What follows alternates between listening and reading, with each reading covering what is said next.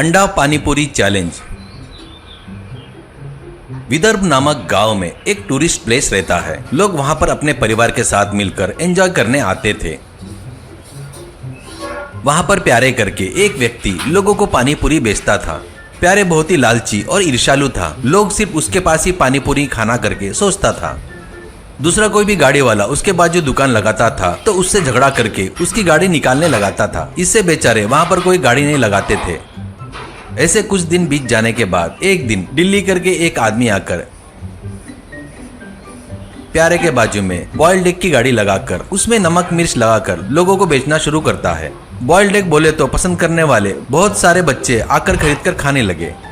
वो देखकर दिल्ली से प्यारे, ए कौन है रे तू, ऐसे आया पूरा बेच डाला, असल में किसकी परमिशन लेकर गाड़ी लगाया? दिल्ली, देखो भैया ये टूरिस्ट स्पॉट है, यहाँ पर किसी की परमिशन लेने की जरूरत नहीं है। मैं कोई परमानेंट दुकान थोड़ी ना लगा रहा हूँ जो परमिशन लेने के लिए। प्यारे, क्या रे बहुत बोल रहा है, मैं यहाँ सीनियर व्यापारी हूँ, मुझे ही उल्टा जवाब दे रहा है क्या? देख यहाँ पर ज्यादा नखरे किया तो फोड़ दूंगा, मेरे बारे में तू नहीं जानता। दिल्ली, क्या भैया बड़े होकर के चुप हूँ, ज्यादा ही कर रहे हो तुम, मेरे बारे में तू नहीं जानता, एक पंच मारेगा ना उठेगा ही नहीं तू, कहता है तो प्यारे मन में, अरे बाप रे ये तो टेढ़ा लग रहा है, जरूरत पड़ी तो 2-4 मार भी लेगा, इससे अपन अलग तरीके से डील करना होगा, ऐसा सोचता है। उस दिन रात में घर में इधर उधर घूमते हुए प्यारे को देखकर उसकी पत्नी बबीता, क्या है जी, मुंह जले बिल्ली के जैसे इधर उधर घूम रहे हो, फिर भी अपने को बेमतलब की सोच क्यों चाहिए? बढ़िया तुम जो बेच रहे हो ना वही बेचो, उसके बजाय क्या? प्यारे, देख अपने को ज्यादा फायदा होना है तो अपना कंपटीशन नहीं होना चाहिए, तभी लोग अपने पास खरीदेंगे, वो कैसी भी रही तो खरीदेंगे, कुछ भी करके लेंगे। उस नए आए हुए बच्चे को वहाँ से भगाना होगा,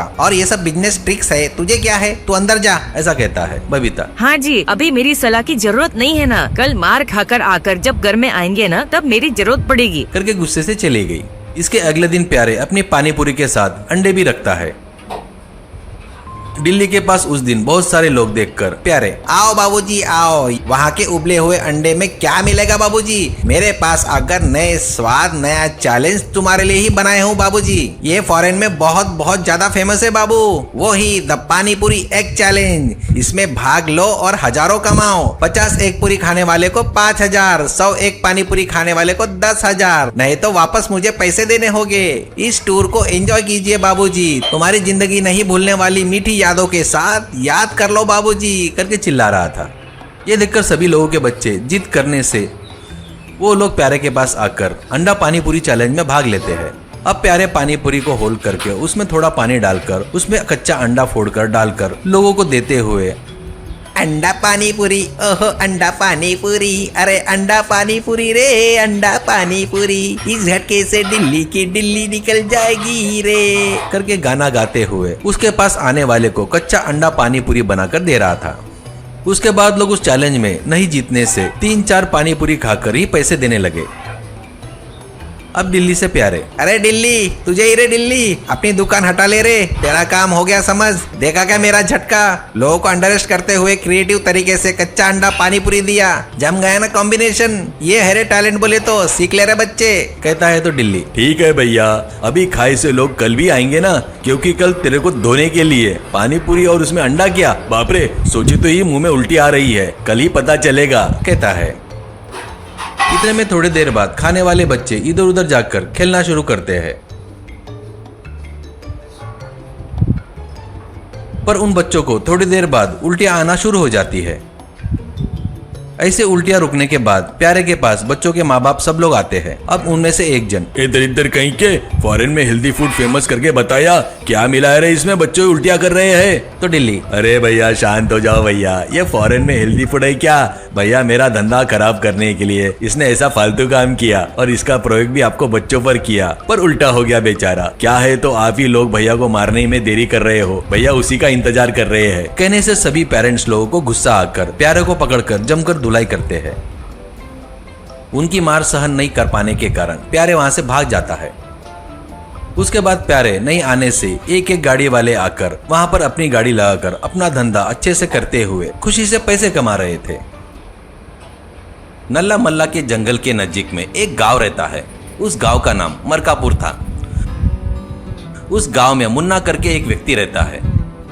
मुन्ना की पत्नी जमुना और रॉकी करके लड़का रहता है। मुन्ना बहुत ही अच्छा आदमी था, कितनी भी जरूरत हो वो गलत काम नहीं करता था। उसी गांव में कार्तिक करके एक व्यक्ति रहता है। वो भी मुन्ना जैसा ही था, पर वो थोड़ा लालची था। इनके साथ साथ रमेश और सुरेश भी रहते हैं। ऐसे उस गांव के सभी लोग नजदीक के जंगल में जाकर वहां के टिम्बर डेपो के बम्बू को ट्रक में भरते हुए जी रहे थे। मुन्ना, कार्तिक, रमेश और सुरेश भी वहां काम करते हैं। उतना ही नहीं, काम पूरा खत्म होने के बाद वहां पर बचे हुए कुछ बम्बुओं को लेकर सिर पर रखकर आते रहते हैं। जंगल और गांव के बीच में एक पुलिस चेकपोस्ट था। उस पुलिस चेकपोस्ट के पास लोड लेकर आते हुए ट्रकों को, लकड़ों को कुली लोगों को पुलिस चेक करते थे।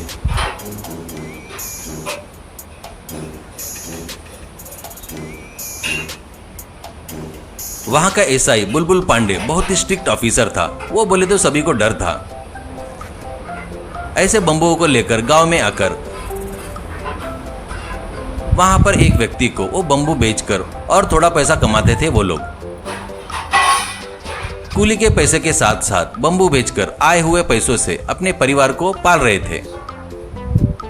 ऐसे हर दिन के जैसे कार्तिक, मुन्ना, रमेश और सुरेश डेपो में के लकड़ों को, बम्बू को ट्रक में भरते हुए, गाना गाते हुए वहां पर खड़े सुपरवाइजर के ऊपर जोक मारते हुए रहते हैं। वैसे जोक मारते रहते हैं तो वहां खड़ा सुपरवाइजर, ए मेरे ऊपर जोक नहीं मारने का, पहले अपना काम करो, ऐसा कहता है। तो मुन्ना, अरे क्या सुपरवाइजर जी, ऐसे ही बोल रहे हैं हम लोग, आप पर जोक मार रहे हैं, पर हम लोग हमारा काम तो कर रहे हैं ना। तो सुपरवाइजर, हाँ पहले होने दो काम, बाद में सब करना, ऐसा कहता है। ऐसे सभी लोग उन बम्बुओं को ट्रक में लोड करके बाद में कुछ बम्बू को लेकर गांव में वापस आने के लिए निकलते हैं। बाद में व्यापारी के पास बेचते रहते हैं। तो मुन्ना और कार्तिक के पास एक व्यक्ति आता है, उसका नाम महेश था। वो अपना परिचय देकर फॉरेस्ट के स्मगलर गब्बर के पास काम करता है करके बताता है। तो मुन्ना और कार्तिक, तो हम लोग क्या करना, ऐसा कहते हैं। तो महेश, कुछ नहीं, हमारे आदमी जंगल में शेर को, हाथी को मारकर उसके चमड़े को, दांतों को अलग करते हैं। ऐसे अलग करके उसका स्मगलिंग करके लाकर बेचते हैं। पर वो एसआई बुलबुल पांडे आने के बाद उसको जंगल से लाना बहुत मुश्किल हो गया है। इसके लिए तुम लोग कैसे भी करके अपने बम्बुओं में रखकर जंगल पार कराओ। तुम्हारे सिर पर रखे बम्बुओं को एसआई चेक नहीं करता। ऐसे गांव में लाकर दिए तो तुम लोग जितना मांगोगे उतना पैसा दूंगा। ऐसा करने से तुम लोग बहुत पैसे कमा सकते हो, ऐसा कहता है। मुन्ना, ऐसा करना कानून के खिलाफ है। जंगल के जानवरों को मारना बहुत बड़ा गुनाह है, बहुत बड़ी सजा भी होती है। मैं वैसा काम नहीं कर सकता, करके बताता है। पर कार्तिक लालच से महेश को देख रहा था। बाद में वो लोग वहां से चले गए, पर महेश को लगता है कि वो काम कार्तिक से करा सकते हैं। बाद में कोई देखने से पहले कार्तिक के पास आकर कार्तिक से मिलता है। पहले कार्तिक शक करता है, पर बाद में पैसे के लालच के कारण वो काम करने के लिए तैयार हो जाता है। अगले दिन महेश के आदमी कार्तिक को कुछ हत्ती के दांत, शेर की खाल देते हैं। कार्तिक वो लेकर वहां पड़े बम्बुओं में अंदर घुसाकर बाद में सबके साथ बम्बू को लोड करके बाद में वो अपने बम्बुओं को लेकर गांव की तरफ निकलता है। कार्तिक बड़े बड़े बम्बुओं को उठाकर जा रहा था। वो देखकर मैनेजर, क्या है रे, बड़े बड़े बम्बू लेकर जा रहा है, कोई काम के नहीं है तो ठीक है, इतने बड़े बम्बू लग गया तो मालिक को पता चला तो मेरी नौकरी जाएगी, कहता है। तो वो, अरे मैनेजर जी, पहली बार है बड़े बम्बू मिले, इसे बेचे तो थोड़े पैसा ज्यादा मिलेंगे, ये सब परिवार के लिए कर रहा हूँ, करके बताता है। मैनेजर, इस बार लेकर जा, करके छोड़ देता है। फिर उन बम्बुओं को पुलिस चेक पोस्ट पार कराकर गांव में पहुंचाता है कार्तिक। बाद में हाथी के दांतों को, शेर के खाल को महेश को देता है। महेश बहुत खुश होता है। कार्तिक को पैसे देकर कार्तिक की तारीफ करता है। इससे ज्यादा पैसे मिलने से कार्तिक की लालच बढ़ जाती है। ऐसे महेश कार्तिक को हाथी के दांत, शेर की खाल, बाघ के नाखून ऐसा देता था और कार्तिक उसे चेक पोस्ट पार कराते रहता है। कार्तिक में आए बदलाव को देखकर मुन्ना को कार्तिक पर शक आता है। एक दिन मुन्ना कार्तिक का पीछा करता है। महेश के लोग दांत, खाल देना, कार्तिक वो बम्बू में रखना और लेकर आना देखता है। बाद में तुरंत एसआई बुलबुल पांडे को फोन करके कार्तिक कर रहे काम के बारे में बताता है। एसआई बुलबुल पांडे कार्तिक को रेड हैंड पकड़कर अरेस्ट करके महेश और गब्बर के बारे में पूछकर उनको भी अरेस्ट करता है। सभी को अब जेल में डालता है। उतना ही नहीं, मुन्ना की तारीफ करके मुन्ना को फॉरेस्ट गार्ड की नौकरी दिलाता है। अब मुन्ना और मुन्ना का परिवार बहुत हंसी और खुशी से जी रहे थे। Pocket chicken biryani. अमीनपुरा नामक गांव में चिकन की एक दुकान रहती है। उस दुकान के मालिक का नाम सिक्का था। सिक्का वहां चिकन काटकर आने वाले कस्टमरों को देता था। सिक्का को पत्नी और लड़का रहता है। सिक्का के लड़के का नाम जिगर और वो कॉलेज में पढ़ रहा था। वो बहुत ही होनहार और बुद्धिमान विद्यार्थी था। पढ़ाई में हमेशा अव्वल आता था। उसकी इच्छा थी कि वो डिग्री करने के बाद एमबीए करके एक अच्छा व्यापारी बने। पर सिक्का को पढ़ाई पर विश्वास नहीं था। वो अनपढ़ था और वो खुद बहुत मेहनत करके आज इस मुकाम पर पहुंचा था, इसलिए उसको थोड़ा सा गुरूर चढ़ गया था। लड़का पढ़ाई करे उसकी इच्छा नहीं थी, पर जिगर के जिद के कारण मान गया। डिग्री होने के बाद उसको चिकन की दुकान सौंपकर वो आराम करने की सोच रहा था। एक दिन जिगर डिग्री पूरी करके पिताजी के पास आता है।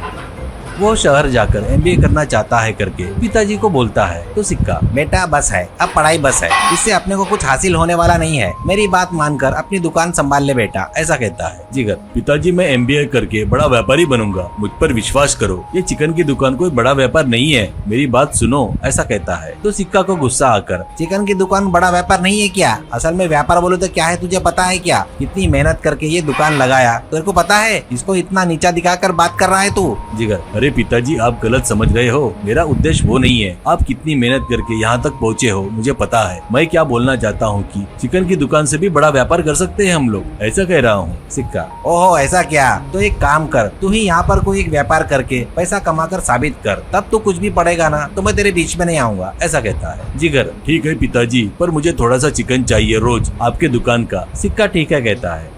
बाद में वो घर जाकर जो भी हुआ वो माँ को बताता है। माँ, वो हमेशा से वैसे ही है बेटा, नहीं सुधरेंगे। पर अब तू क्या करना चाहता है बेटा? ऐसा कहती है। जिगर, पिताजी ने बोले वैसा व्यापार करना चाहता हूँ माँ। कहती है तो माँ, कौन सा व्यापार बेटा? कहती है, कुछ नहीं माँ, अपने गांव में चिकन बिरयानी खरीद कर खा नहीं सकने वाले लोग बहुत है। वैसे ही चिकन बिरयानी बनाना नहीं आने के कारण नहीं खाने वाले भी लोग बहुत है। वैसे लोगों के लिए मैं ready to cook chicken packet biryani बनाकर देना चाहता हूँ, ऐसा कहता है। माँ, वो क्या है बेटा, थोड़ा अच्छे से बता बेटा। ऐसा कहती है। जिगर, छोटे छोटे पैकेट में तुम दिए सो चावल, उसमें लगने वाला मसाला, पिताजी के पास से लाए हुए चिकन के पीस सब रखकर बेचूंगा। वो लोग घर जाकर पैकेट खोलकर एक बर्तन में पानी लेकर उसमें उबाले तो बस है, गरम गरम चिकन बिरयानी रेडी हो जाएगी। सिंपल है ना माँ, ऐसा कहता है। माँ, वाह मेरा बेटा कितना बुद्धिमान है। तुझे जो चाहिए वो चावल, बिरयानी के मसाले सब मैं बना के दूंगी बेटा, ऐसा कहती है। अगले दिन वो पिताजी के दुकान के बाजू में एक गाड़ी लगाता है। उस पर ready to cook packet chicken biryani only 150 rupees only करके बोर्ड लगाता है। आओ साहब आओ, आओ मैडम आओ, ready to cook packet chicken biryani, ये सस्ता है और बनाने में एकदम आसान। पैकेट ले जाकर गर्मा गर्म पानी में डाले तो बस है, तो तैयार रहेगा आपके लिए गरम गरम बिरयानी। आओ साहब आओ, आओ साहब आओ करके चिल्ला रहा था। वो सब बड़े आश्चर्य से सिक्का देख रहा था। वो बोर्ड देखकर बहुत सारे लोग उसे गाड़ी के पास आकर खरीद कर जा रहे थे।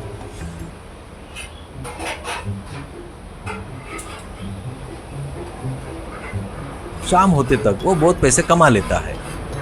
वो पैसे लाकर पिताजी को दे रहा था। तब सुबह में जो पैकेट ले गए थे वो लोग आते हैं।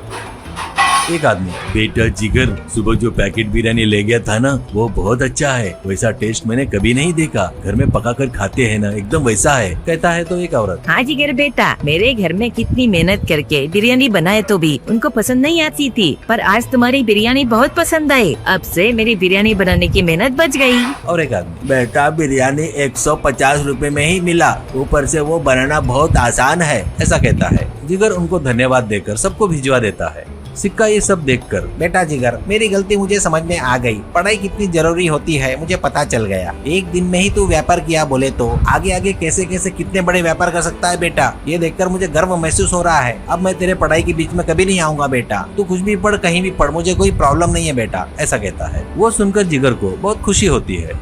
जिगर शहर जाने के बाद सिक्का अपने चिकन की दुकान के साथ साथ गाड़ी पर ready to cook chicken biryani भी बेचते हुए बहुत खुश हो रहा था।